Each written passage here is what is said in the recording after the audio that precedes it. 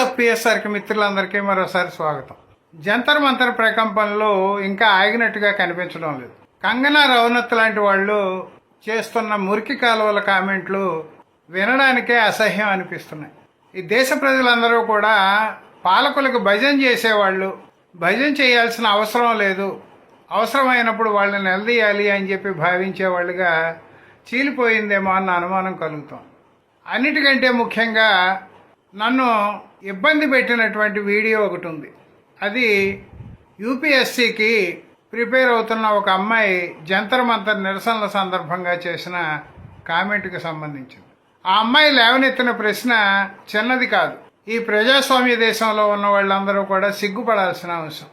ఆ అమ్మాయి ఏముంది, నేను యూపీఎస్సీకి ప్రిపేర్ అవుతున్నాను, ఒకవేళ నాకు ఉద్యోగం వస్తే పరమ చెత్తగా ఉన్న ఈ వ్యవస్థలోన నేను ఉద్యోగం చేయాల్సింది, దానికంటే ఉద్యోగ ప్రయత్నం మానుకుంటే మేలేమో అని చెప్పి ఆ అమ్మాయి నిర్వేదాన్ని ప్రకటించింది. ఇంతకంటే సిగ్గుచేటైన విషయం ఒక ప్రజాస్వామ్య దేశంలో ఉంటుందా?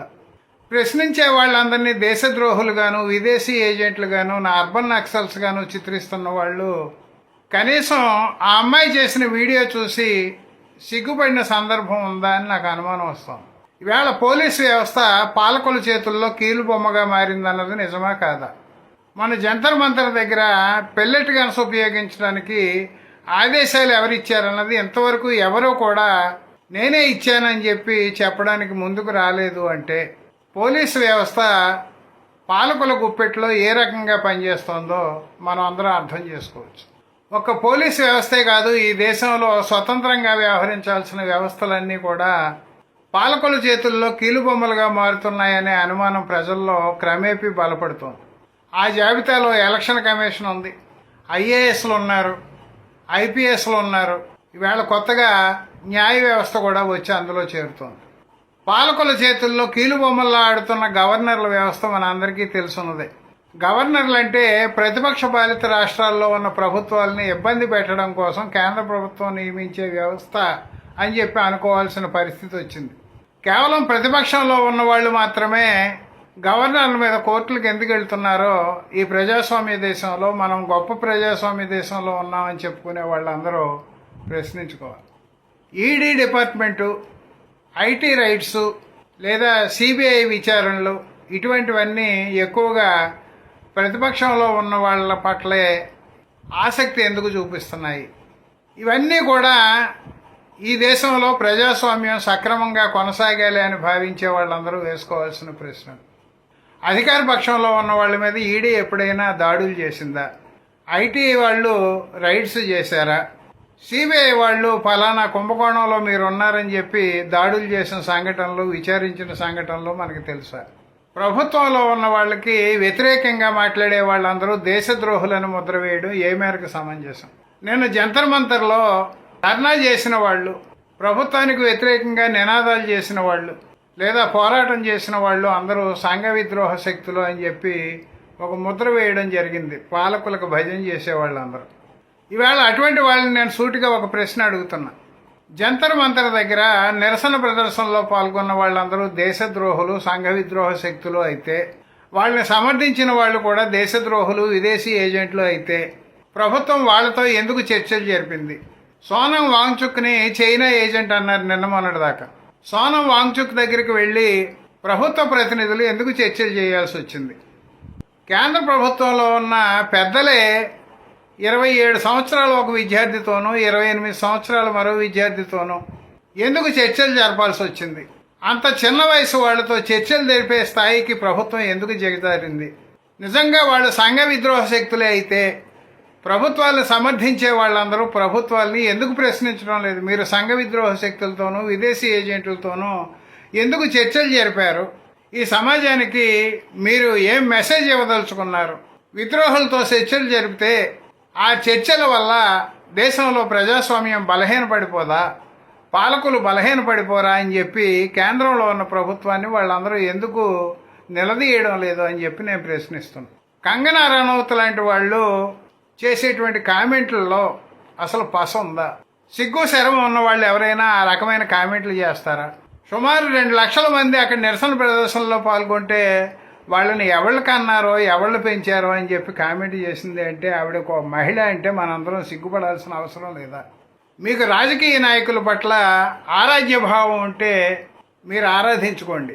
దేశంలో ఉన్న ప్రజలందరూ ఆరాధించాలని చెప్పడం తప్పు. ఆరాధించని వాళ్ళందరూ కూడా దేశద్రోహులని చెప్పడం తప్పు. ఈ దేశంలో చదువుకున్న పిల్లలే, ఈ దేశంలో పుట్టి పెరిగిన పిల్లలే మన జంతర్ మంతర్లో నిరసన ప్రదర్శనలో పాల్గొన్నారు. దేశ భద్రతకు ప్రమాదం కలిగించేటువంటి సంఘటనలో వాడాల్సిన ఆయుధాలన్నీ కూడా పోలీసులు అక్కడ వాడారు అంటే ఏమనుకోవాలి?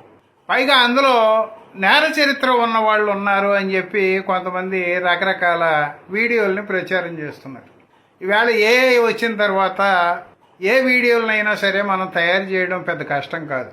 అదీగాక ఈవేళ నిరసన ప్రదర్శనలో పాల్గొన్న వాళ్ళలో 1% అయినా నేర చరిత్ర కలిగిన వాళ్ళు ఉంటే ఉండొచ్చు. దాన్ని ఎవరు కొట్టి పారవేయలేం కూడా. ఎందుకంటే ఈవేళ రాజకీయ నాయకులు పలావ్ పొట్లాలు, క్వార్టర్ బాటిళ్ళు, 500 రూపాయల నోటు ఇచ్చి వాళ్ళ సమావేశాలకు పిలిపించుకుంటున్నటువంటి ప్రజల్లో నేర చరిత్ర ఉన్నవాళ్ళు ఉంటున్నారా లేదా?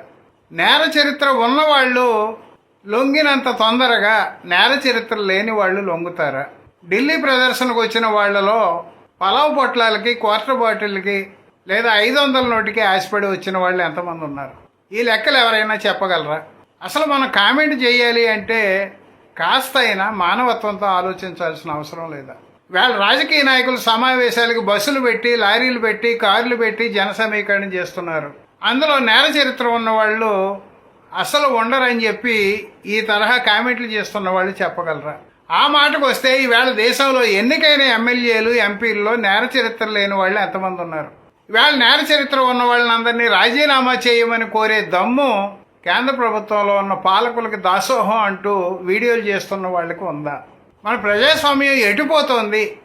నిరసన తెలిపే హక్కు కూడా లేకపోతే అసలు ప్రజాస్వామ్యం ఎందుకు? ఈ స్థితిలో కొంతమంది చేస్తున్నటువంటి వీడియోలు చూసి బాధతో నేను ఈ వీడియో చేయాల్సి వచ్చింది. ఈ సందర్భంగా నార్ల వెంకటేశ్వరరావు గారు చెప్పిన 2-3 పద్యాలు గుర్తొస్తున్నాయి.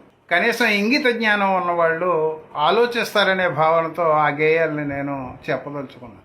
4 ఏళ్ల నిజము పలుక్కున్న, కన్నులేల నిజము కానరాకున్న, మేధయేల నిజము శోధింపలేకున్న, నవయుగాల బాట నార్ల మాట అన్నాడు.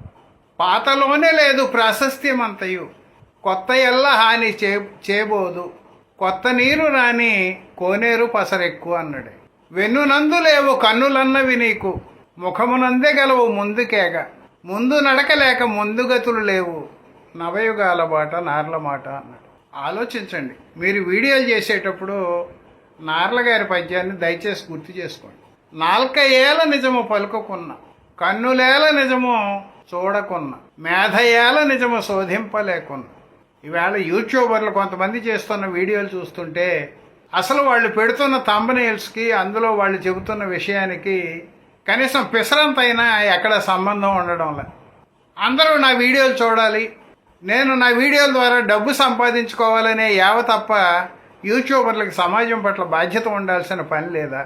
ఏ చిన్న సంఘటన జరిగినా అది జ్ఞానేశ్వరి కిడ్నాప్ కావచ్చు, లేదా కనిపించకుండా పోయిన కేసు కావచ్చు, సిఐ నాగరాజు సాయికృష్ణని లాకప్ డెత్ చేసిన కేసు కావచ్చు, లేదా అయోధ్యలో విరాళాల దొంగతనం కేసు కావచ్చు, తిరుపతి లడ్డు కల్తీ కేసు కావచ్చు, లేదా జంతర్ మంతర్ నిరసన ప్రదర్శన కావచ్చు. వీటి మీద వీడియోలు చేస్తున్న వాళ్ళు నిజంగా తామేం చెబుతున్నారో ఆ చెబుతున్న విషయానికి తగ్గట్టుగా థంబ్నెయిల్స్ పెడుతున్నారా?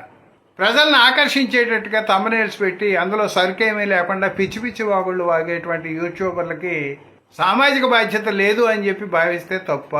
సోషల్ మీడియా ఇన్ఫ్లుయెన్సర్లు మేము అని చెప్పి చెప్పుకుంటూ యూట్యూబ్ ఛానళ్ళను నిర్వహిస్తూ తప్పుడు సమాచారాన్ని ప్రజలకు అందిస్తున్నారు అంటే వాళ్ళు సామాజికంగా నా దృష్టిలో అయితే నేరస్తులే. చట్టపరంగా అది నేరం కాకపోవచ్చు. అవునో కాదో ఈ దేశంలో ప్రజాస్వామ్యం ఎటు వెళ్తుందో, పాలకుల్ని నిలదీయాల్సిన అవసరం ఉందో లేదో అవసరమైన సందర్భాల్లో, నిరసన తెలిపేటువంటి ప్రజాస్వామ్య హక్కును కాపాడుకోవాలో అక్కర్లేదో, ఈ దేశాన్ని ప్రజాస్వామ్య దేశంగా ఉంచాలో నియంత్రణ చేతిలోకి పంపాలో ఈ దేశంలో ఉన్న ప్రజలందరూ 1-2 సార్లు ఆలోచించుకోవాల్సినటువంటి అవసరం వస్తుంది. ఎందుకు అంటే విమర్శ చేయగానే పాలకుల్లో అసహనం కనిపిస్తోంది. ఇది ప్రజాస్వామ్య లక్షణం కాదు. విమర్శను స్వీకరించలేని వాళ్ళు ప్రజాస్వామ్యంలో నాయకులుగా చలామణే హక్కును కోల్పోతారు నా దృష్టిలో. కనీసం ఈ సందర్భంగా అయినా ఇన్నాళ్లకు అన్ని పక్షాలని తొక్కు వేసుకుంటూ పోతున్నటువంటి కేంద్ర ప్రభుత్వాన్ని నిలదీసేటువంటి ఒక శక్తి విద్యార్థుల రూపంలో మనకు వచ్చింది.